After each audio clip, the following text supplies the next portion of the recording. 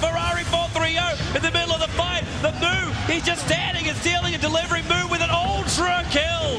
Coming out from the fight, but Show wants to fight. It's a double kill for IG. Moo, he still wants to fight. Show doesn't have enough damage for this one. Faith is trying to help him out. Joe will go down to Rampage. What a sick fight. Moo will not stop killing, and Faith, he hasn't died yet, but he's going to. No.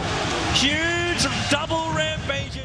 And Ohio, he's on the run, surging away. Burning, trying to catch up to him in time. And he's got away from this surge. It's level 2. So Burning has to keep going. And Mushi!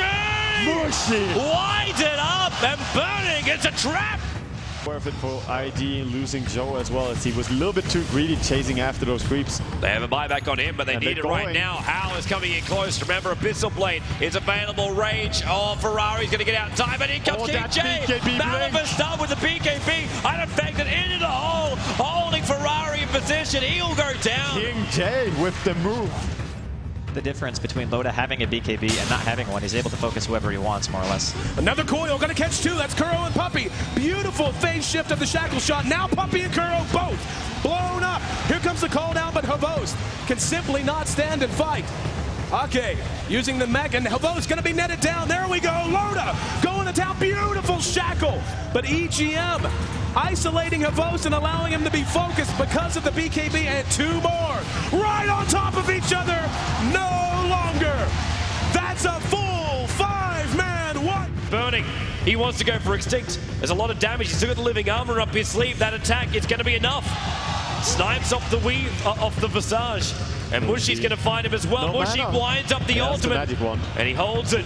He holds it. Where's the stun? There's a Timber Chain through Mushi. Now he winds up the mana, obliterates ROTK. And Burning, the Centaur comes in to say hello, but Darkseer's Iron Shell damage will get the kill. They're going to find each other. 5v5 engagement. Mushi comes in, and then BKB's going to pop. Crystal's up on him. Ohio back in to a 4-man stun. And then the follow-up stun is DK being absolutely impaled.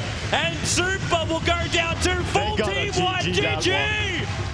Here comes Banana. Central gets dropped up here. Net has. Oh god, no, misses. But the overman move will get him. Nice self is there, but here we go. The Net's dropping fast. He'll take a fall. Now Ohio. There's a pull. They've grabbed Mushi. He's taking him back. Oh my god, on 3. They're all dead. Arge Esports. Fantastic teamwork there. Be careful, Blink BKB Black Hole's back up again, and they're very badly grouped right now. There's a jump in, up on all of them. Skewer him up, Blink BKB, where is it? There's nothing, it's a double kill for Ohio. Super will go down, triple kill for Ohio, and QQQ is on the rubber. Mushi says no. Whoa, whoa, whoa, whoa, whoa, whoa. Ned's coming down. Have they got Gem? Have they got Vision? They don't see him there. They're starting up on Mushi. Sentry Ward's going to have a crack. There's a son of Mushi. They're going to bring him down, and Enigma! In for the hole! Bean Script though! Cancelled off, and Ohio's losing too much life! Oh, P from KYXY! He's got them all! He got the whole kick caboodle! He'll hold him burning! Low life! Not dead yet though! He's still alive! Ned's losing life quickly! 4 stuff away! He'll live, but Super will not! Mushi's in there! 4 stuff away! Super on the TP! They can't find him! They don't! They do!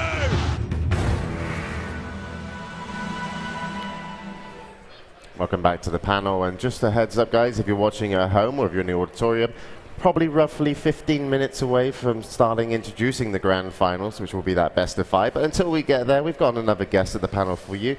We've got Zoe from Switzerland. Hello. Hello.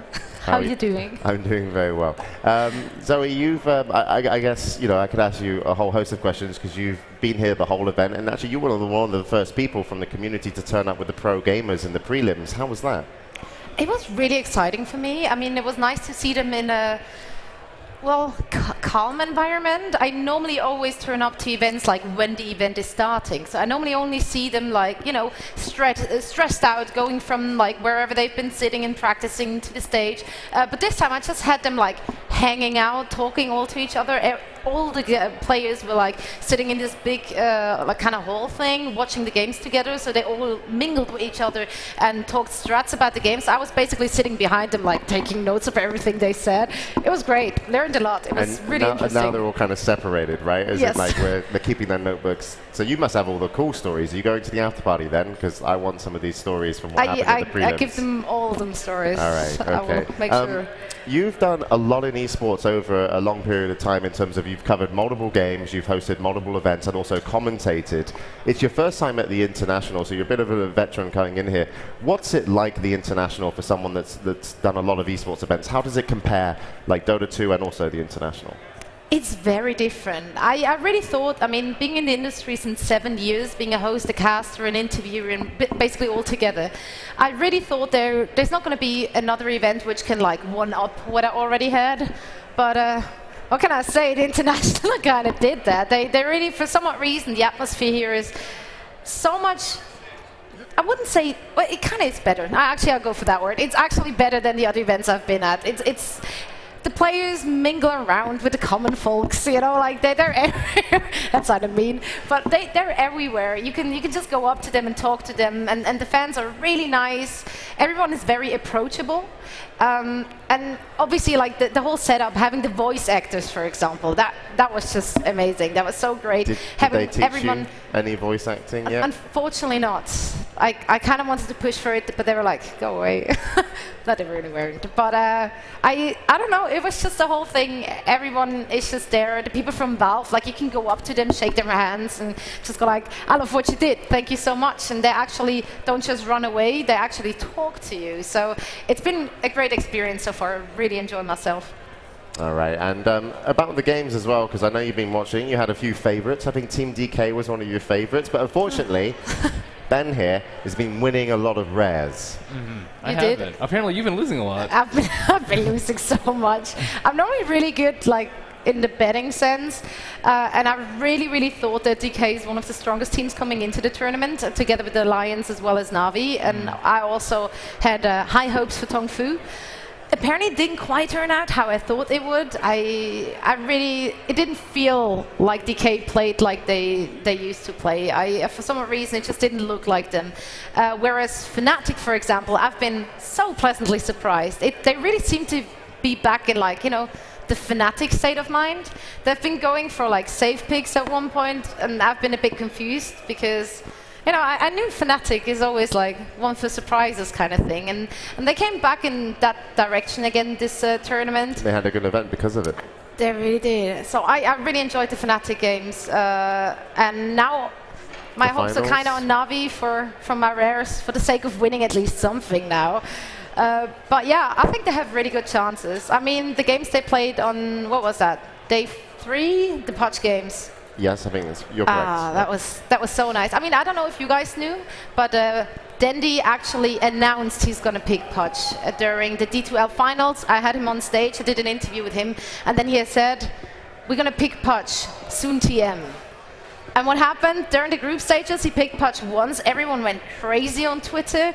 And now, during the tournament, they picked him like more or less twice in a row. And those games were just such a pleasure to watch. So I'm really excited. I can't wait for the Na'Vi and Alliance game today. Yeah, we'll see what happens with that, of course. Speaking of Na'Vi and their Pudge, will they bring it out for the finals? We don't know yet. But what we do know is they've made it to the grand finals. And if you wondered how they got there, I'm going to say, 1 second, I had a really good intro for Na'Vi, but instead, I'm going to do an intro for Alliance. Hello, everybody. Welcome back to the panel. Aren't Alliance brilliant? Well, they're in the grand finals, but how did they get there? It looks a little bit like this.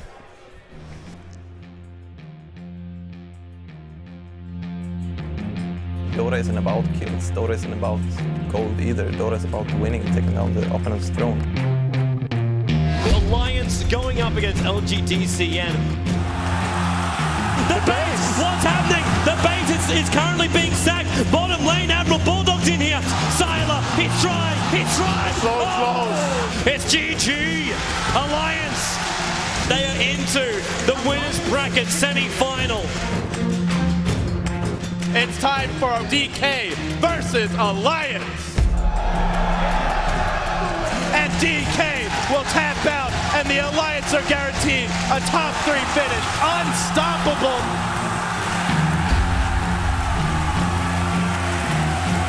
Alliance has just played this game well, and here we go. Taking over this jungle, robbing Na'Vi. There we go, Loda going to town, beautiful shackle. That's a full 5-man wipe. Beautiful ensnare from EGM coming down from the high ground. Loda, with the help of EGM, Admiral Bulldog, and Ake. Alliance puts together a 2-0 blanking of Na'Vi and punches their ticket to the Grand Finals. So that's, of course, how Alliance got to the Grand Finals. The other team, we won't talk about them for the moment. I also forgot in that segment, I forgot to say goodbye to Zoe. That's really rude of me. That's because you but now now she's gone, and I'll never get to say goodbye. I'm done. How are we doing, gentlemen? We all doing good? Looking forward to the Grand Finals? Very much so. Excited. You give me absolutely nothing, do you? No. You're really not helping me out here. I'll let you just enjoying the moment. I don't know what's going on until someone lies to me, so. But okay. I'll tell you what. We saw Alliance way to the finals. It was amazing, and it was clean. And Na'Vi, you could say they got to the finals sometimes fighting a little bit dirty, in my opinion, in terms of, Malk, you said it with the It punch. was dirty. It felt dirty. It was a bit dirty, but that's to be expected from Na'Vi, right? Like, if anyone is going to do it, they're going to do the dirty work. Well, they're the team, if you back them in the corner, are going to come out swinging, and that's exactly what they did to get into the Grand Finals. And here's how they did it over the course of the tournament.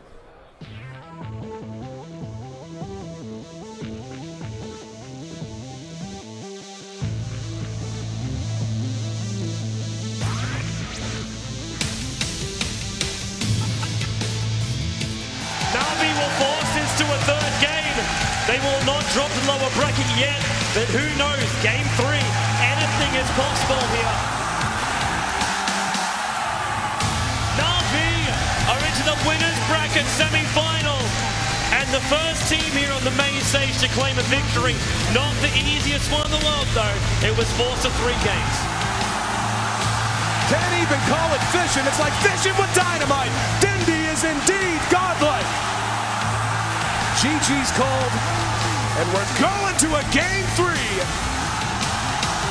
Na'Vi, he got him! One more!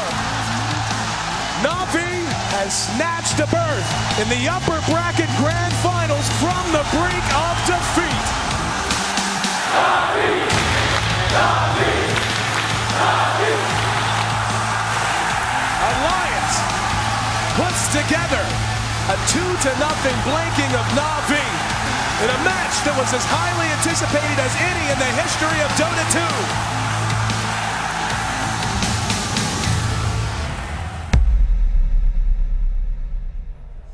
So there you have it. Na'Vi also in the Grand Finals is the anticipated match, and you can put them down, but you can't put them out of a tournament ever, it seems. It's their 3rd Grand Finals, but also the team that we really have to celebrate today as well in terms of just how amazing they performed, how well they entertained us, was Orange. What did you guys just make of Orange's whole tournament?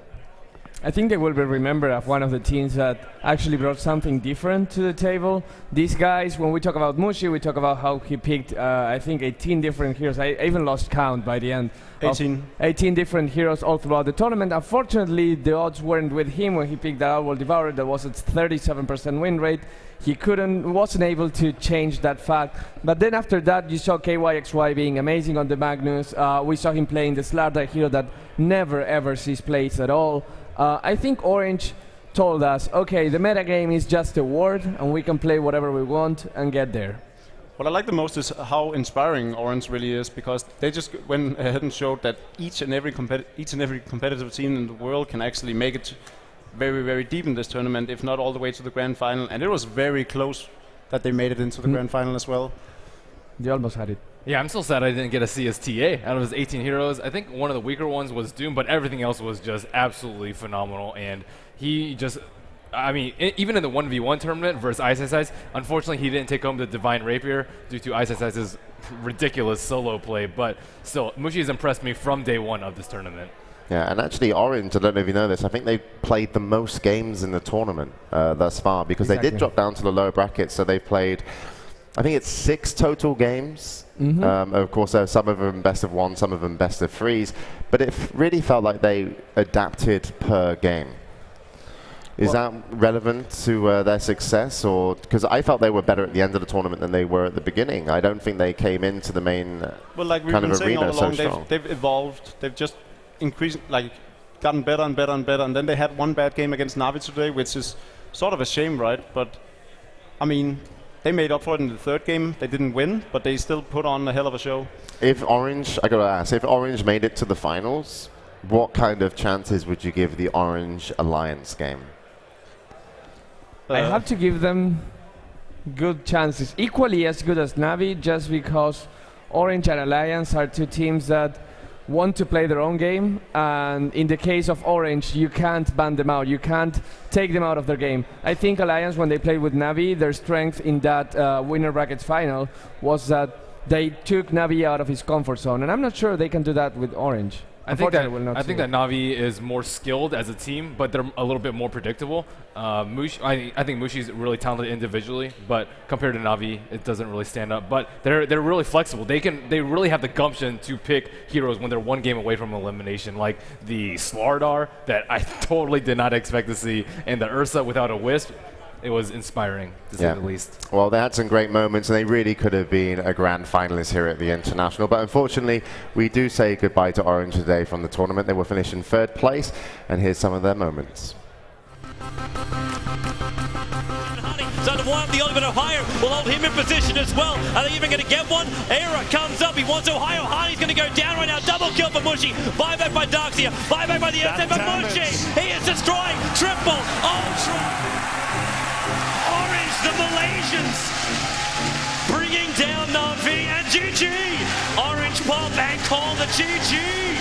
Na'Vi are into the winners bracket semi-final. Orange guaranteed top 8 finish now.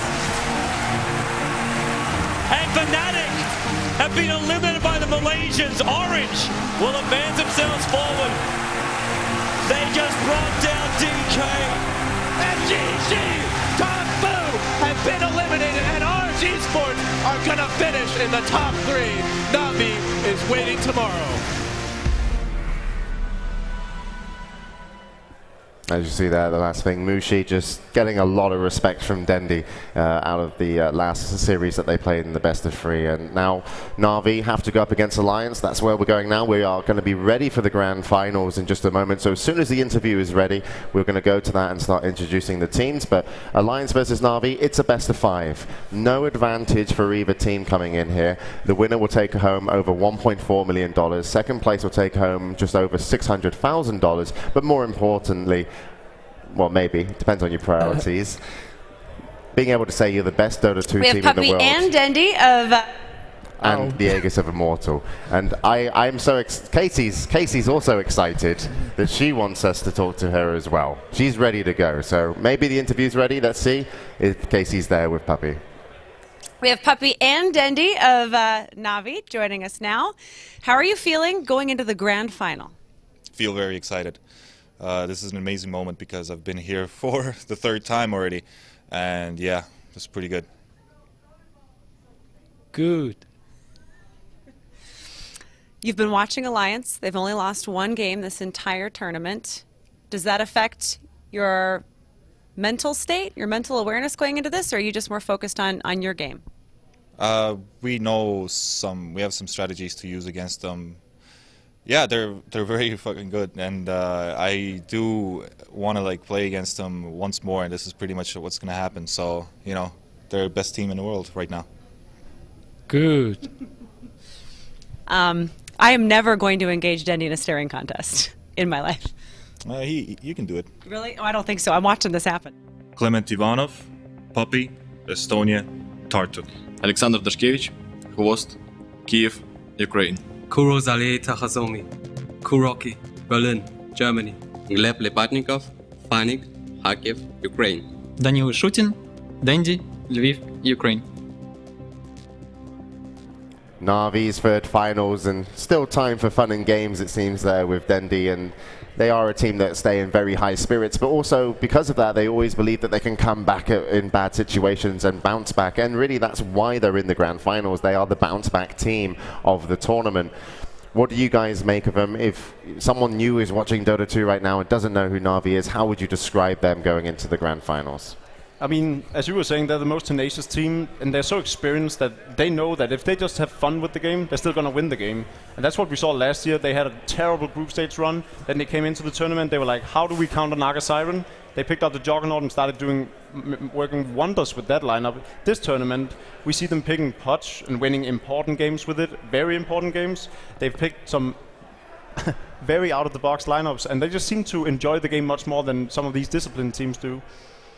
They certainly don't like discipline, and I think they're really good at just like, they lose the first game in the series quite often, but they're really good at just like resetting and just focusing on the game, not getting emotionally disturbed and letting their morale get affected.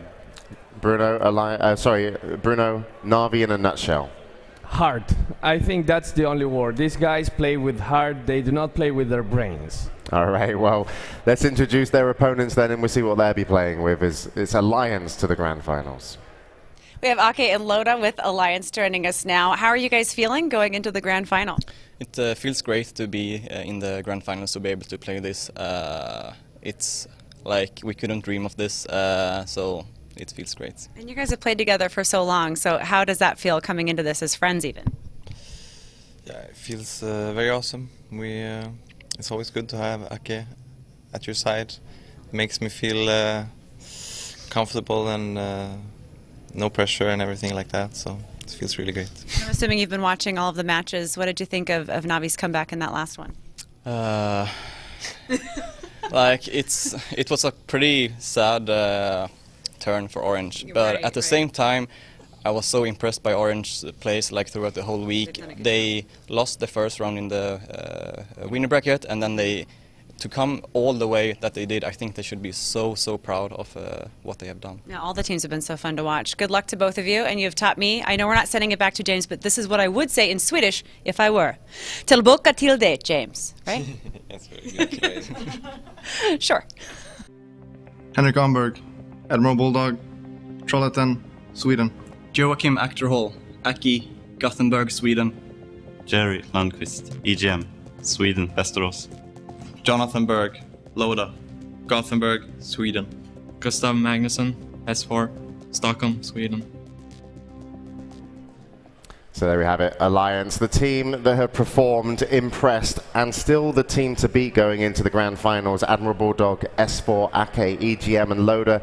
Not a weak link, not a weak play, not a weak strategy. They haven't really shown weakness at all over the tournament, and they can take this. This is theirs to win. This is a big storyline for the boys from Sweden, and it's Na'Vi again that are going to have to try and stop them. So it looks like we're going to be ready to go into the game, guys. So I'm going to have to ask you, who's going to take map 1 and why? Who's going to come out strong straight from the get-go? I think Na'Vi's going to come out guns blazing and actually take game 1 from Alliance. They're too locked down in their playstyle right now, so and Na'Vi knows how they play, so they're going to come out and maybe take game 1 and surprise Alliance, and then Alliance is going to gain their composure for the following games. I think it's going to be Alliance. Na'Vi, they lost 2 games with Wiz. They gave EGM Naga Siren twice. It just doesn't seem like their draft is really strong. Maybe as the series progresses, they'll be able to adapt more to how Alliance plays, but they haven't faced them enough, I don't think, to take the first game out strong. I have one fan from each team trying to bribe me with swag, so that I would say either Na'Vi or Alliance. So I'm going to take both at the same time. So I have from the Alliance guy, this. From the Na'Vi guy, this. This looks really weird. And I'm going to go with both. Just setting trends. All right, Bruno. We're going to have to get you off camera for multiple reasons to the quality of the show. But either way, it's about to get good because this is going to be the grand finals, guys. It's going to be map 1 against Alliance and Na'Vi. Losing my words. Bruno, please put your hat back on. It's all good. So over to LD and Lumi. Take it away for the grand finals.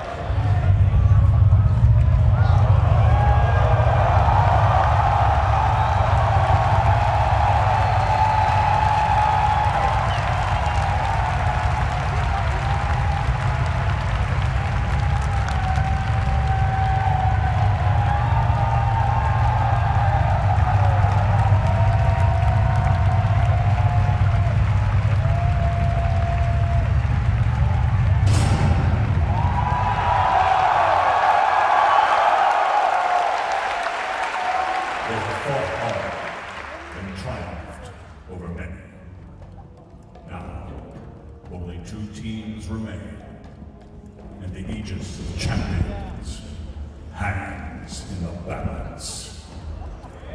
Please give a warm welcome to the finest Dota teams in the world.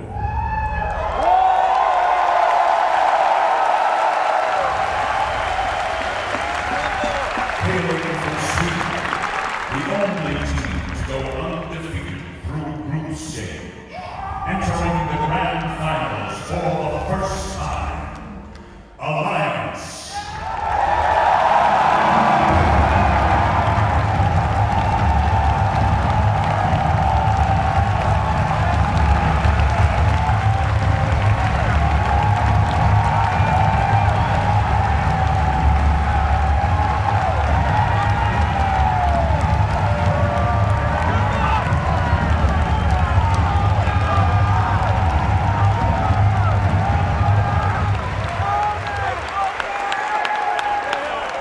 Returning to the main stage for the 3rd time, former international champion, 2nd runner-up of last year's tournament, and now fighting to become the first 2-time champion, Na'Vi